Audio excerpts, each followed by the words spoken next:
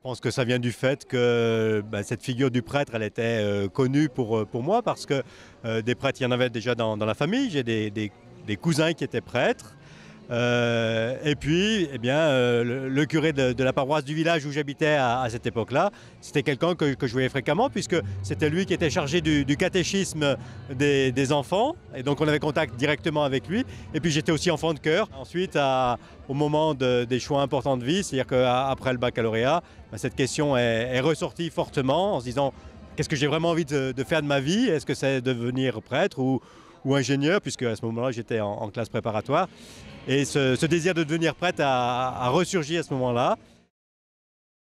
Je trouvais que la formation au séminaire était une formation très complète qui prenait en compte toutes les dimensions de notre vie humaine, et c'est une formation que j'ai beaucoup appréciée. Tant comme pénitent que comme ministre du sacrement, eh bien, c'est quelque chose qui nous dépasse infiniment. Je suis toujours frappé quand je vis ce sacrement comme prêtre, d'être au service de quelque chose qui me dépasse infiniment, quoi.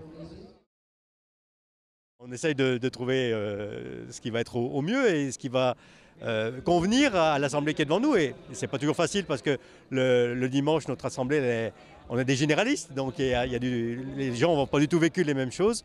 Mais c'est toujours, je dirais, peut-être à la fois difficile, mais exaltant de pouvoir se dire comment cette parole de Dieu, elle est pour nous aujourd'hui.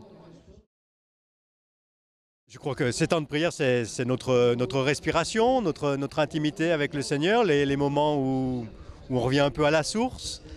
Et en même temps, en tant que prêtre diocésain, et c'est sans doute vrai aussi pour d'autres, mais je parle de ce que je connais, ces temps de prière, ils sont très très largement marqués par notre vie pastorale, par les rencontres et les joies, les peines des uns et des autres.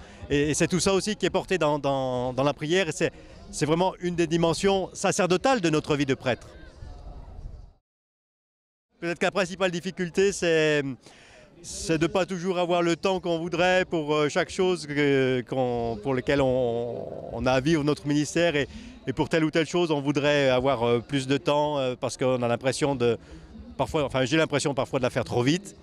Et sinon, beaucoup de joie dans ce qu'on vit avec les uns et les autres, dans un rassemblement comme aujourd'hui, mais dans ce qu'on vit en paroisse aussi, quand on accompagne à la fois des choses belles. Bon, forcément, on se réjouit quand on célèbre un baptême, un mariage, ou même l'Eucharistie du dimanche, et qu'on accompagne des enfants qui communient pour la première fois, mais aussi des funérailles, et qu'on se dit qu'il y a quelque chose qui se passe là, et qui est plus grand que nous, et pour lequel on rend grâce à Dieu.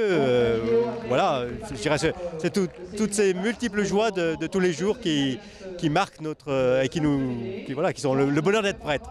Tu es encore au séminaire.